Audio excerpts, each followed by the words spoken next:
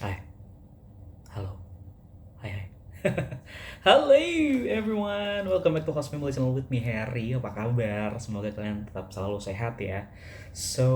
In this di kesempatan kali ini, aku mau share mengenai hal yang aku dapetin tadi. Jadi tadi tuh aku habis ngikutin workshop atau kayak seminar dari Bank Indonesia, dan kebetulan ini temanya ya, ini gue ada tulisan atau catatan yang gue bikin yang gue dapetin, dan I just like kayak lagi excited gitu. Jadi kayak that's why aku pengen share ke teman-teman semuanya gitu kan, mengenai hal yang aku dapetin di sini. Nah, kita itu lagi di Bali, dan ini acara mengenai makroprudensial, bicara makroprudensial gitu ya. That's why ini lebih kayak semacam cara kita untuk mengemas kebijakan menjadi konten.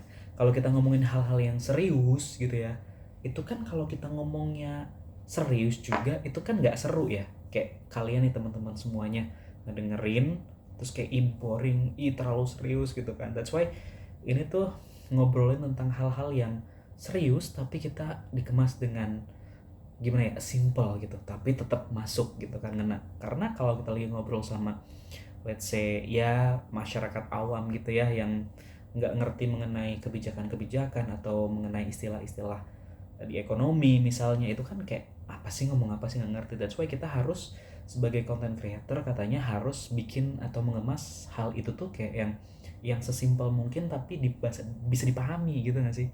That's why ini seru banget, makanya gue wow, iya juga ya gitu. Jadi kayak yang pas waktu dikasih materi ini tuh bener juga sih. Kayak contohnya aja, kayak gue kalau memang ngedengerin sesuatu, kalau memang terlalu ribet, gue langsung skip gitu.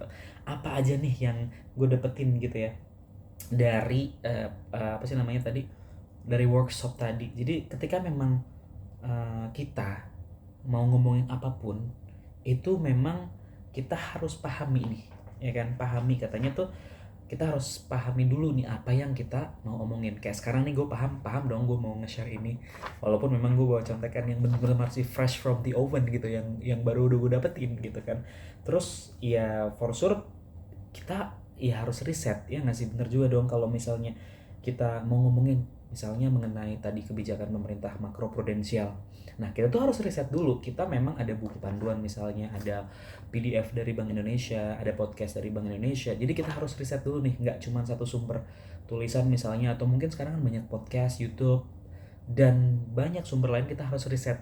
Karena kadang-kadang kalau kita riset, itu kan kita bakal nemu atau dapat nih ide dari situ.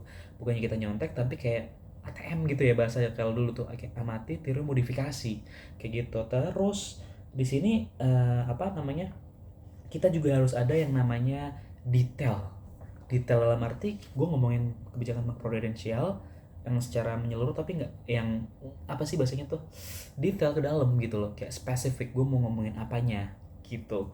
Jadi nggak secara general yang kebijakan makroprudensial udah. Jadi mungkin ya kebijakan makroprudensial LTV, loan to value, bikin masyarakat ambil KPR itu nggak ada DP.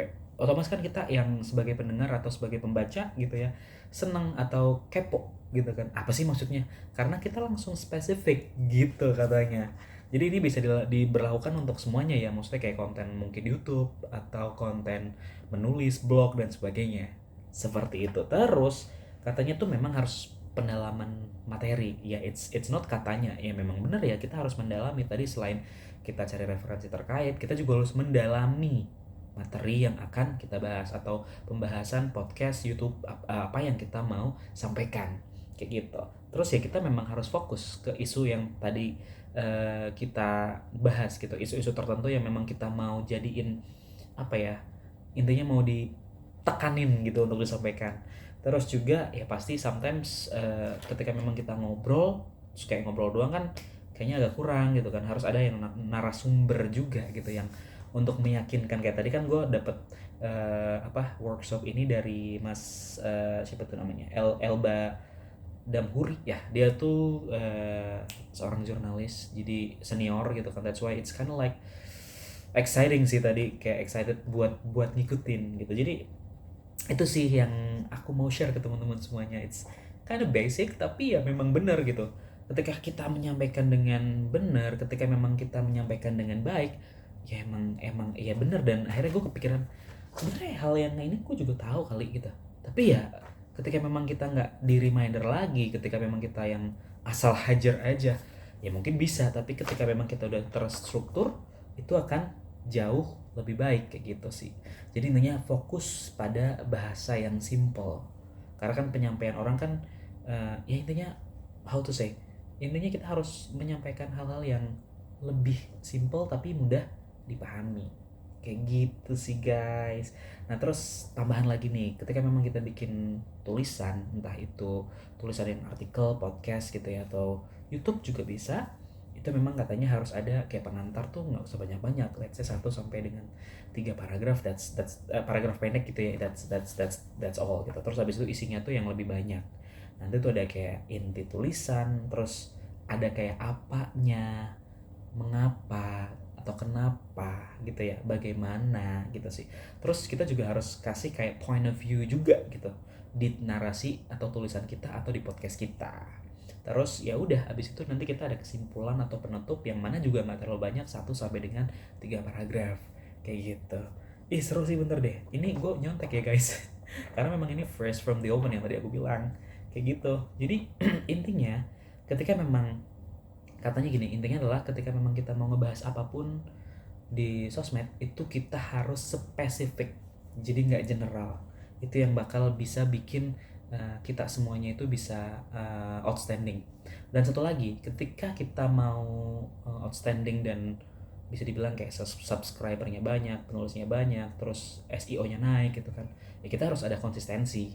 Jadi misalnya nulis ngeblog let's say sehari sekali, atau kayak 2 hari sekali, atau seminggu 3 kali, atau gimana.